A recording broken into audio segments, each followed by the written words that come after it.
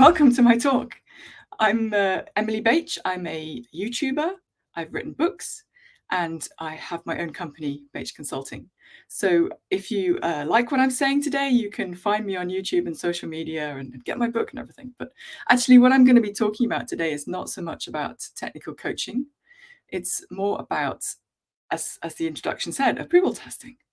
So I wanted to start by outlining the problem, or one of the problems that this kind of technology could solve. And I wanted to highlight this research, which I'm hoping that most people are familiar with because it's been around for a few years now, and it is very good. Nicole Forsgren, the lead author here, is a very well-respected researcher and scientist and software developer. And this research has gone on for many years and is what is basically the point of it is to show what works in software development. They have a lot of data from organizations that are doing software development really well, and they can tell you about what those organizations are doing. This book came out a few years ago, and today you can look on their website and see this kind of diagram, which is clickable and will give you insights into all of their research results over the past many years. This diagram is way too complicated to explain in a talk like this. You would need a whole talk. So I've just overlain it here with some kind of summary to try and get the key points across as I understand them. Basically, what all the research is about is these how to achieve these outcomes on the right, money and happiness, basically. And they found that you can measure the performance of a software organization with these 4 key metrics that are predictive of whether you're going to be successful at making money. And it also is predicted in turn by capabilities. So if your software organization is really, really effective and good, then they will probably be doing continuous delivery. And that is backed up by a bunch of technical capabilities. So this is the overall picture that their research shows. So the really successful organizations are doing certain technical things. And some of those things are particularly interesting to me as a developer interested in testing techniques. So I could highlight a lot of elements of their research of what really works in software, but I wanted to pick out a couple of things that were actually already in the 2018 report, where they looked a bit more closely at testing. So a couple of quotes from the 2018 report of the state of this research. The first thing I wanted to highlight that automated tests are primarily created and maintained by developers.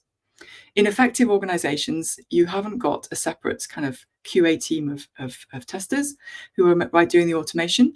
You've got developers developing the automation that they use for testing their work. The developers are also practicing test-driven development, which is very gratifying since I've spent a lot of my career trying to teach developers test-driven development because it's such a useful technique.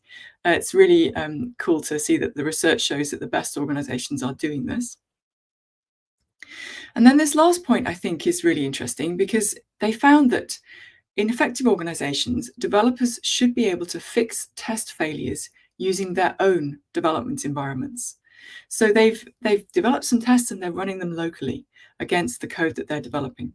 There isn't some kind of separate test environment that only testers have access to. The test automation that there is can be run locally, even if it's also running in those big test environments. It is still possible to reproduce failures locally. Because this is important to developers, having your own development environment. And what we're talking about here is several aspects. I mean, of course, your development environment is not shared with other developers, kind of by definition, it's your machine. But the point is you can make a code change and then rerun to see what effect that has had and see if any tests fail. And we're not only talking about unit tests here, although that is the classic that developers will develop unit tests and they will run them locally before they share their code by checking it in or pushing it. So this article, this picture comes from an article on Martin Fowler's site by Tim Cochran. And he's trying to illustrate what he means by a highly effective development environment. And he's talking about on the from the developer's perspective, how quickly they are getting feedback. And he contrasts this highly effective environment with this low effective environment. And I've just put on the diagram the kind of timings that he means by high and low effective for the different kinds of feedback. So the fastest feedback in the high effective environment is less than 15 seconds. You can validate a change in your local environment. And I interpret that as you've run some automated tests that executed in less than 15 seconds and validated that your code change is okay. And that's probably unit tests, because they're the fast ones.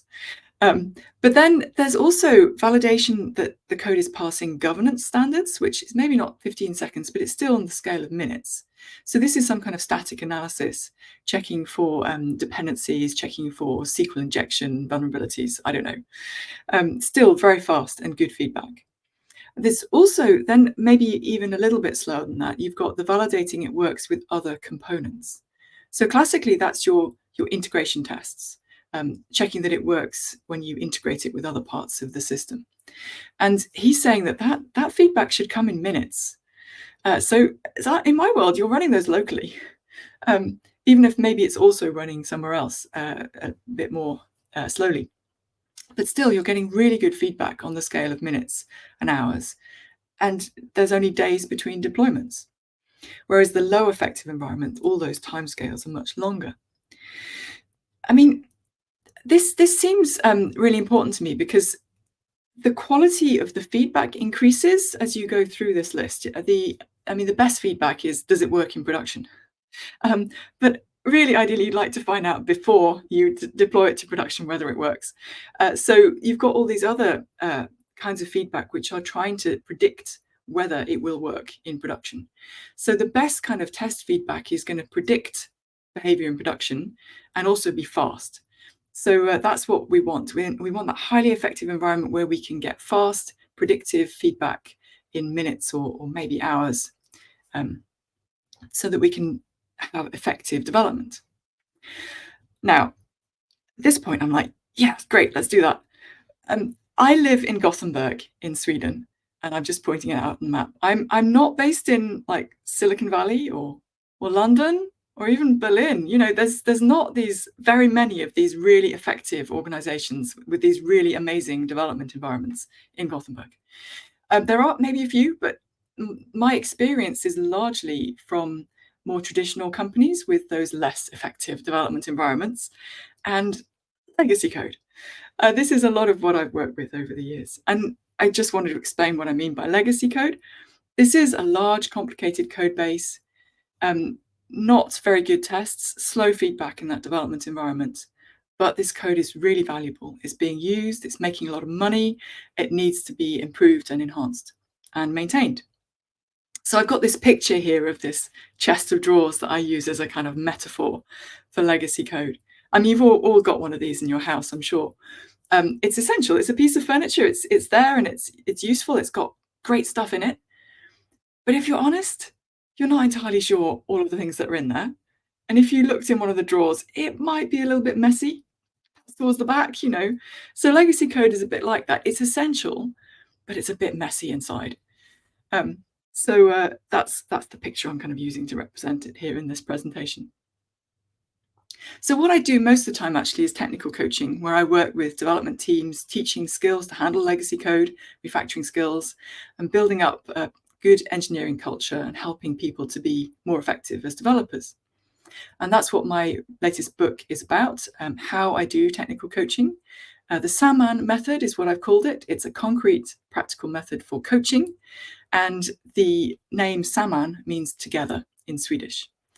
And I'm not going to say much more about that now. That's just a small advert for my book, really. And just telling you about my reality is coaching teams that are dealing with this kind of code. So the kind of challenges that I see is that there aren't many unit tests, and the code doesn't really have suitable units that you could write unit tests for. But the alternative I'm also seeing is that actually, no, there are unit tests. There are quite a lot, but they are using so many mocks. And they don't find bugs.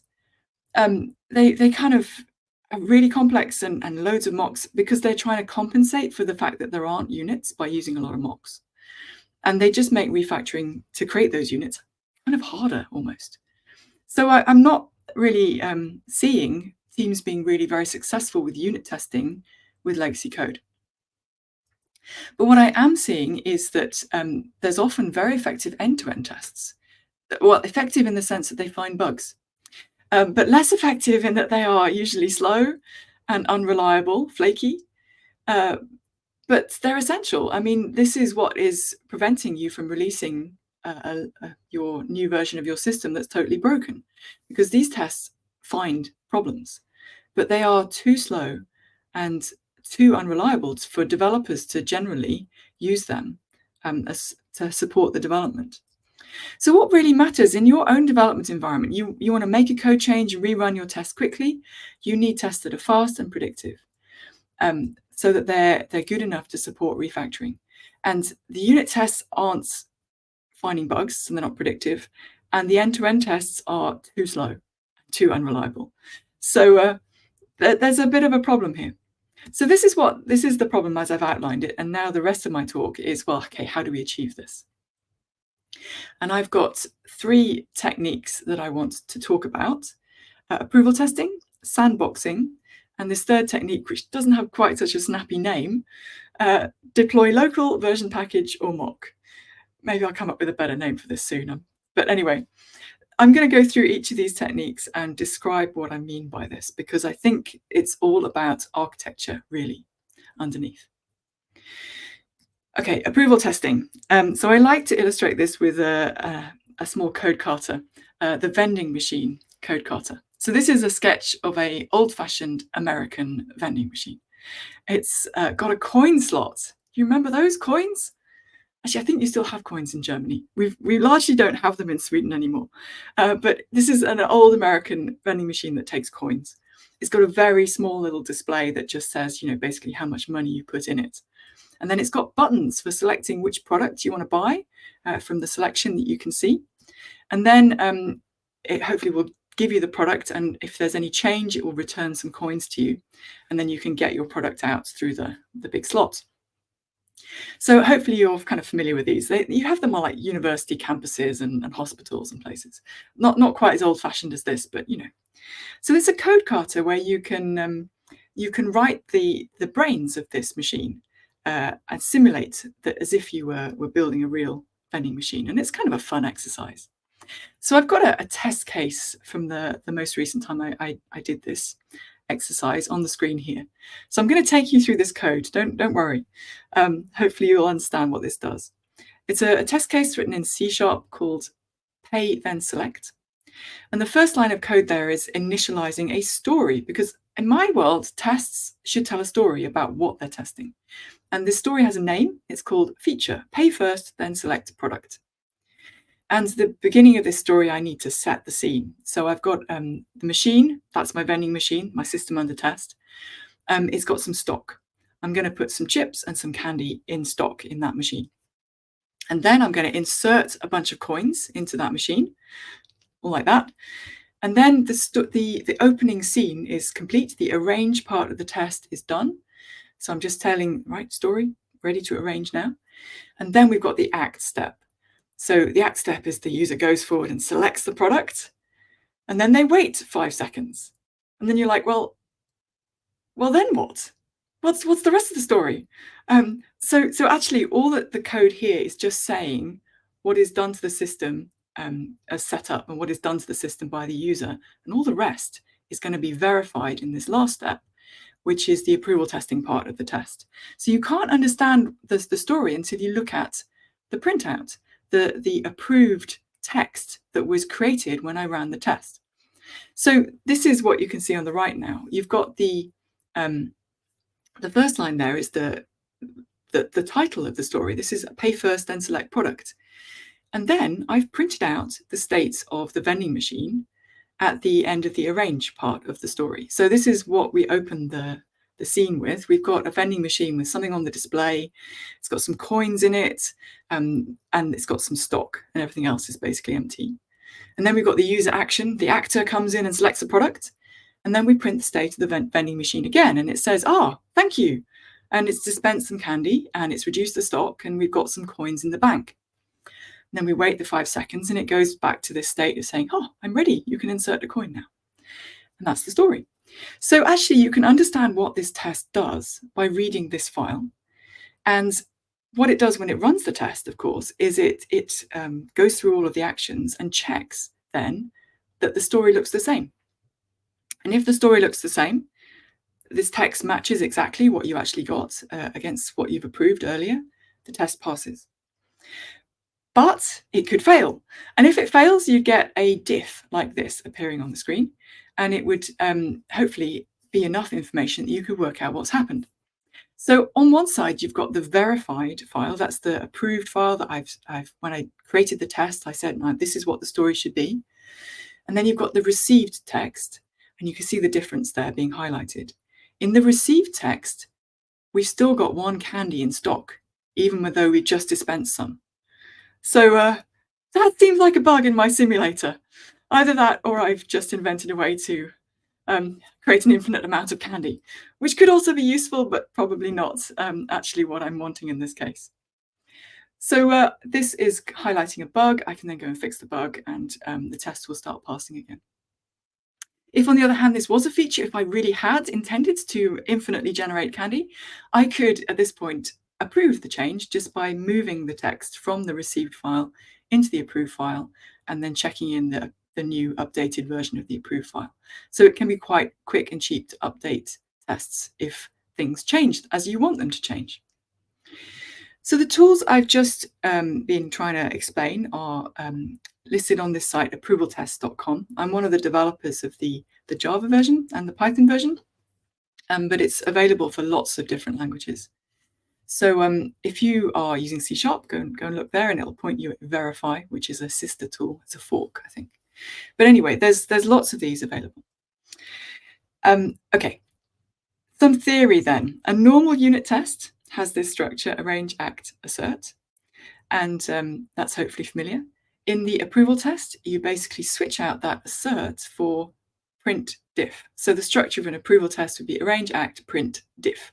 So you set up stuff, you do something with the thing you're trying to test, then you print out the state of it, or even the whole story of the whole arrange and act, as well as what's happening at the end. And then when you run the test, it's just going to diff the actual string that it gets, the actual string that gets printed against the approved string that you saved earlier. And then you can inspect any failures using a diff like this.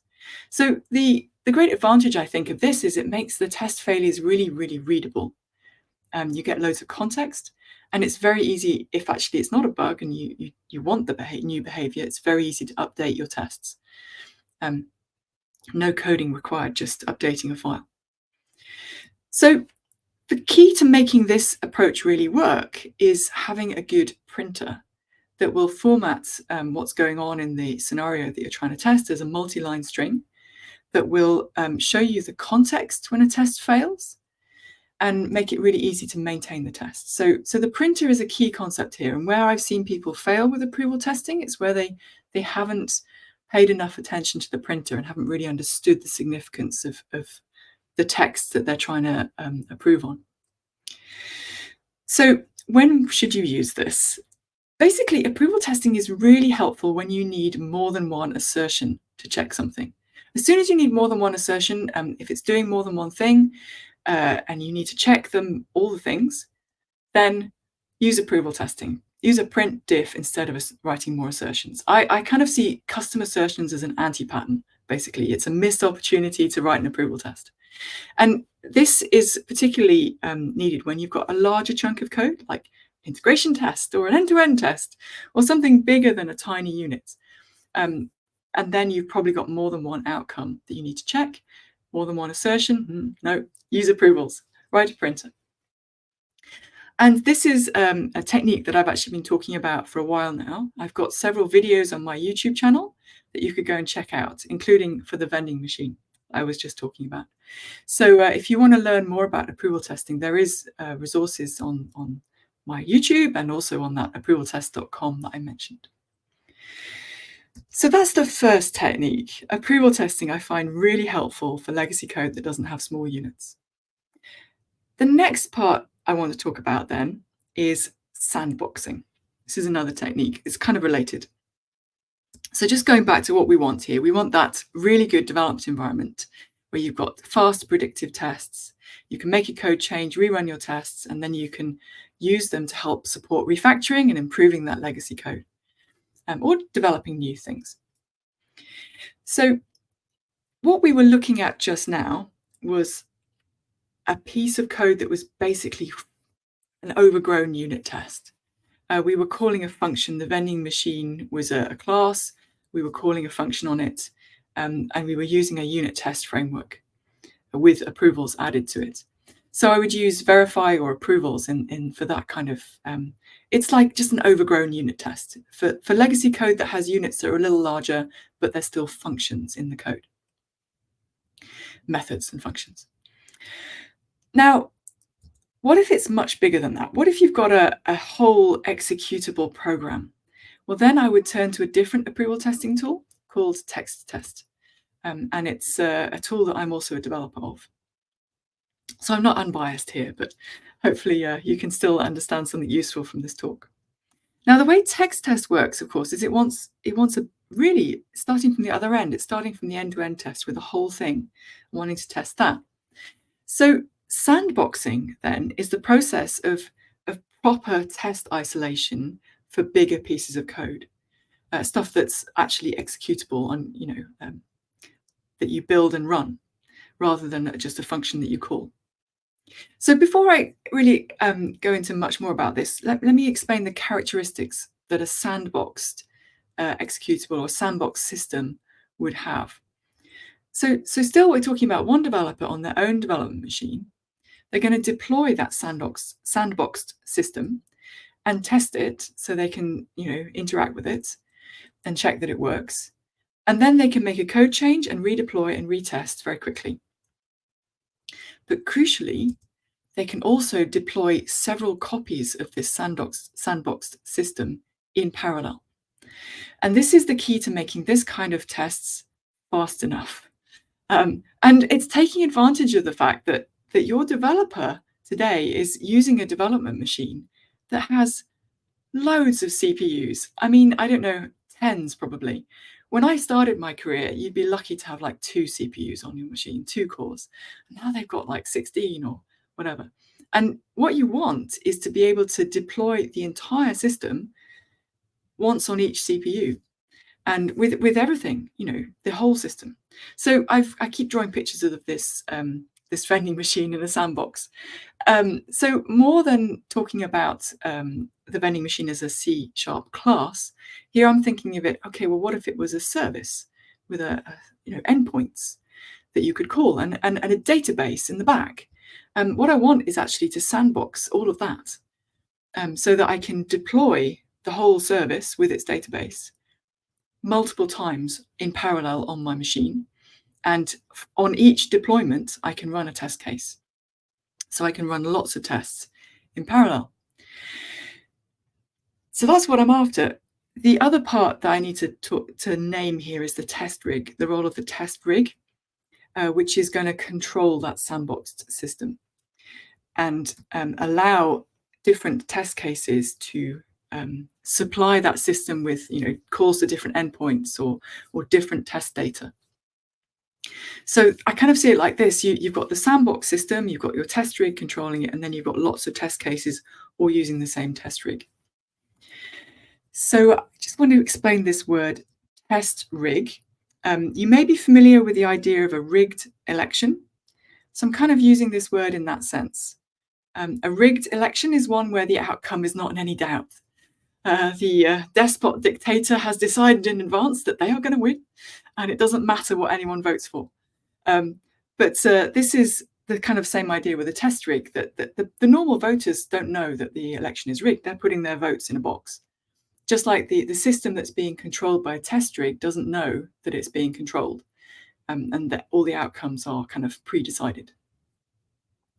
So that's the kind of sense I'm using this word test rig in. So just going back to this picture, I've got 2 concepts here: the sandbox, the isolated system, so you can run many copies in parallel; the test rig that's going to control each each copy, and the test rig follows instructions from various test cases.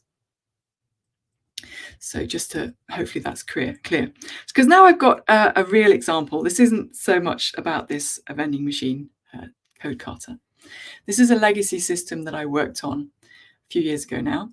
It was a system for planning airline crew and flights. So it's had this beautiful, rich clients for displaying all the various crew and which flights they were going to go on, when, and it had a huge kind of database with all of the flights and the plans and the crews and everything for the airline. And then it had this really clever executable business rules module that was like the business rules for each airline are different. So for each new customer, you'd rewrite this part with their own business rules. And this was a key element of their success of this system, that it was totally customizable for the airline. The other key part of this system was the optimizer, because I think you can imagine your airline could save a lot of money if it's using an optimized crew schedule as opposed to just a random valid crew schedule. So this beautiful GUI and database, what it would do is it would say, right, okay, well, I've got a first draft of a plan for this crew and these flights. Let me throw this into the optimizer and let it optimize it and come back with an optimized plan that I can then import again. So what it would do is it would create a bunch of draw out of the database the crew and the flights that it wanted to optimize, put them in a text file, start the optimizer, which was a Bache program, C++ Bache program that would run for like, I don't know, several hours overnight. And then it would produce another text file with the plan, the optimized plan, that the GUI could then read in and put in the database. So when I'm talking about sandboxing, I'm hoping you can imagine how you would sandbox this optimizer. Because actually the only dependencies it has is it needs to find some text files on disk, and it's going to need a CPU to run on, and then it's going to produce some more text files. So actually sandboxing this is quite straightforward relatively. So looking at this legacy system symbol I've got here, I want to have a test rig that will just operate that part of this system, the optimizer part of the legacy system. And the test rig is going to put files in a folder and start the optimizer and tell it to look in that folder. And then when the optimizer is finished, the test rig will gather the output files.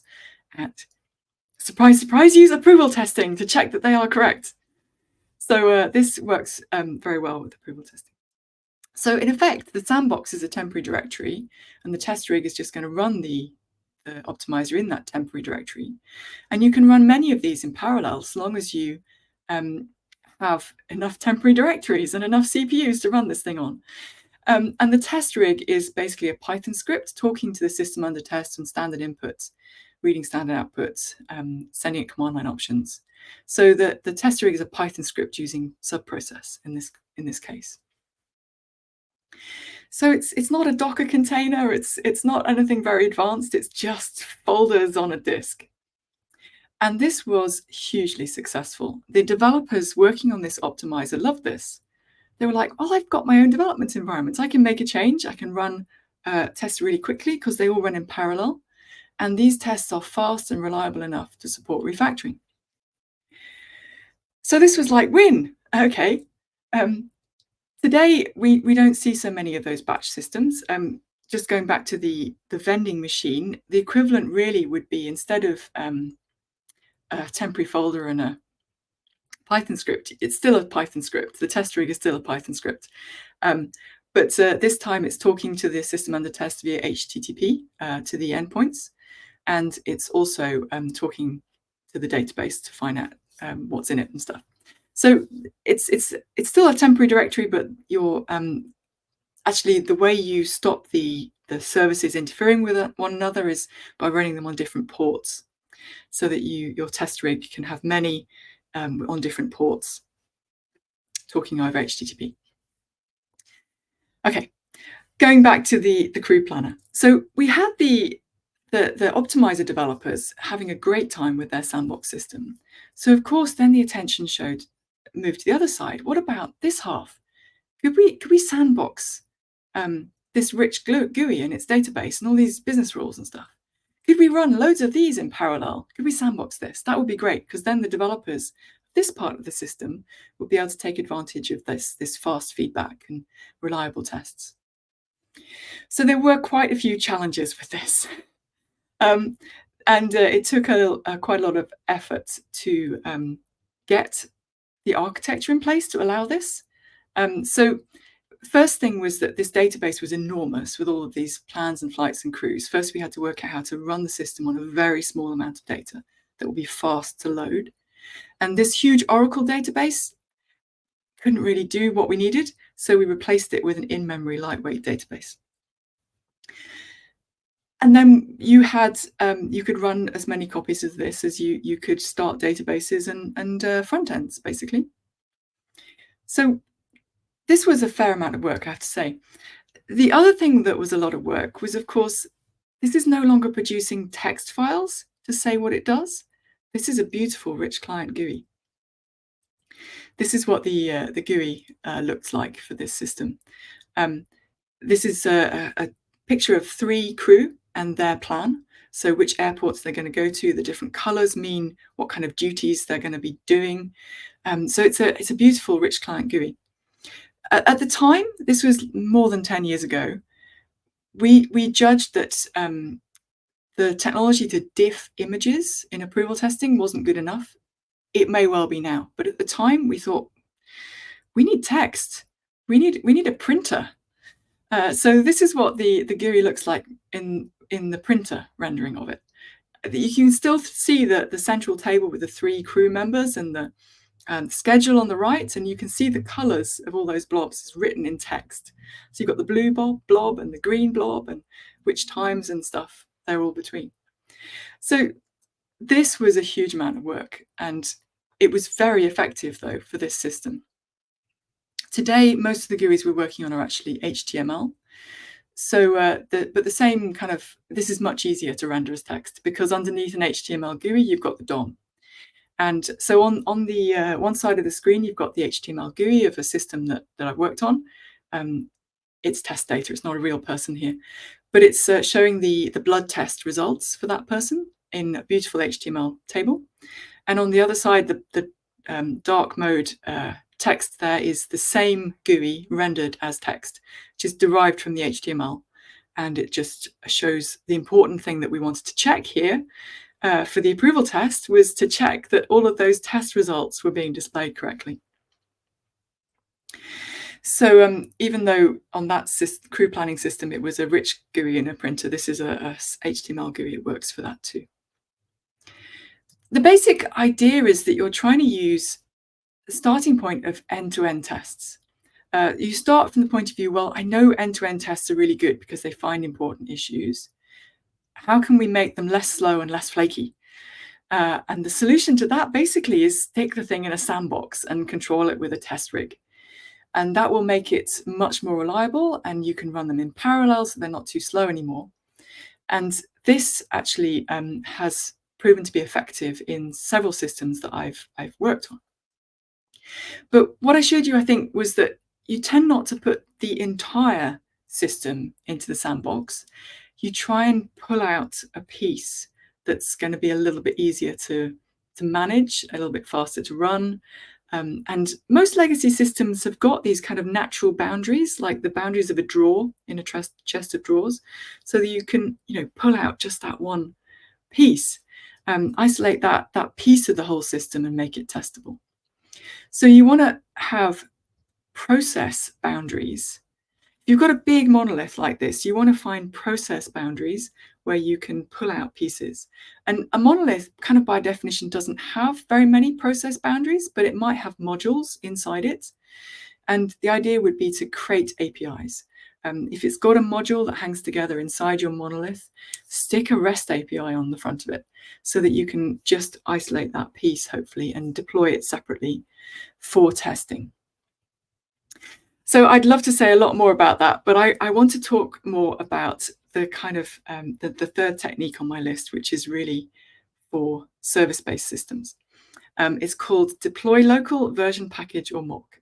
Well, at least until I come up with a better name for it. Let me explain what this is. So a lot of systems today are not so much a big monolith as a collection of services. So you've got a front-end service, you've got a back-end service with a database, and then they talk to other services in the system. It could be microservices, or it could be some other kind of larger service-based system. What you might want to do then is sandbox one service with its database. And in order to sandbox that, you're going to have to deal with all of the dependencies it's got that are not in that sandbox. All of those places where it's talking to another service or the front end or something. And you're going to need to be able to cut those dependencies so that you can run your sandbox system without those things being present. Or you put them in the sandbox and then they do run. But, for argument, we'd like to be able to just run this piece. So a system that we're working on at the moment is a microservices system. It's got about 40 services. So it's not, it's not scale of Netflix or anything. But it's a real system, and it's for controlling a fleet of forklift trucks or in a container port, cranes that move containers around. It's actually a similar problem, just a different scale. So you've got all these microservices talking to each other and talking to these devices, these forklift trucks and these cranes. And you want to create this excellent developer experience of being able to run tests locally. So you want a sandbox. So the sandbox technique is basically to pick out one of those services, the one that I'm working on developing perhaps. And each scenario that I would like to test that hits my service is probably going to hit several other services and the queue system and possibly some forklift trucks. So in order to test this one piece and sandbox it correctly, well, for a start, you're running it locally, not in a Docker. And you want to put your sandbox around that code that you're running and its database. So you've got to deal with all of those points where it's going to talk to other services and rabbits and forklifts and stuff. And the technique that we're using a lot then is what I'm calling capture replay mock. And it's also known as a self-initializing fake. Marston Fowler has called it that. You may have another name for it. I don't think there is a good established name. But I think you'll recognize the concept when I explain it. You've got your service on the left there that's in its sandbox, and it's talking to another service, the green line. So we need to do something about handling that dependency. So when we're going to test this, we're going to put some kind of fake or mock that it's going to talk to. And initially, it's going to just forward all of the requests to the real service and return all the responses from the real service. But of course, it's going to take a recording of everything that happens during this particular test case. And then at a later time, when you run the test again, you could cut the connection to the other service. And the service under test wouldn't necessarily know, so long as this fake or mock is just returning these recordings. And this is what I mean by a capture replay mock, because it's capturing traffic and then it's replaying it later on. So this is a mechanism you can use to basically, you can have these little capture replay mocks to record all of those interactions that your system under test has outside of its sandbox. And then you can, of course, run your tests with none of those other services present just by replaying the recordings. And you use approval testing so that if there's any difference between the actual traffic and the recording, then the test fails. But I want to talk about this technique with local version package or mock, because when you run in your CI pipeline, the latest versions of your code, you can run the production versions of all of those other services and set your capture replay mock to just forward all the interactions to the real thing that you've deployed in your test environment. So the idea would be to run the same test case with the real Docker images that you've version controlled, and the ones that are running in production, the same version in your CI pipeline. So you can check that your code works with the real things, not just with the mocks. But when you're sitting on your local development machine, you could say, well, actually, I'm developing all 5 of these services. I'm going to deploy all of them locally, not the Docker versions, the versions that I've built locally, because I'm developing in all of them. And I can run the same test case against my local code and see if there's any differences in the traffic. Or I can say, well, actually, no, I'm only working on my own service. I'll mock everything else. I'll just replay from all of the recordings. And that is going to mean the test runs really fast. It doesn't need to talk to anything. There's no network traffic. It's all just replaying from files. And this means that the developer can refactor their service and see if they make any mistakes that would change the traffic, and see in the approval test, oh, no, you changed something. We've got a diff against the recorded traffic. And of course, you can choose a mixture of these options. So you can choose on every service, is this one I'm developing? I should deploy the local one.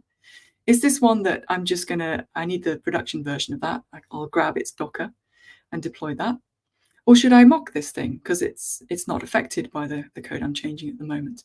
And the test will fail if any of the traffic to it changes. So this, as a developer, is also it's just such an effective development environment to have this freedom to choose which variety to deploy and run the same test cases. So what you end up with is each test case has got approved files for everything. Each test case is specifying a text file for what should be in the database at the start of the test, what's in the database at the end of the test, all the recorded interactions with all the other services that happen during this test case, any events that you've sent or received from RabbitMQ, and then actually the log. Most code these days writes a log to say, I received this request, I handled it, I had this exception, that kind of log. You can also have that as part of your test case. So each test case actually is a collection of text files and a scenario that you're going to run through. Oh, I have so much more to say about this, yes. but I hope you've got the idea. My time is basically up. This is my last slide. Can I just do this slide? Yes, sure. Thank you. So architecting for testability is all about an effective development environment. And I've got 3 techniques. Approval testing, which is great when you've got larger pieces of code you want to test. I've got sandboxing, which is how you do something more similar to a valuable end-to-end test, but make it quicker and more reliable. We've got this capture replay mocking with the choice that the developer has to deploy either a local code, a version package, or a mock. And that means that they can really have a very effective development environment and fast, good quality feedback. Thank you. That was my talk.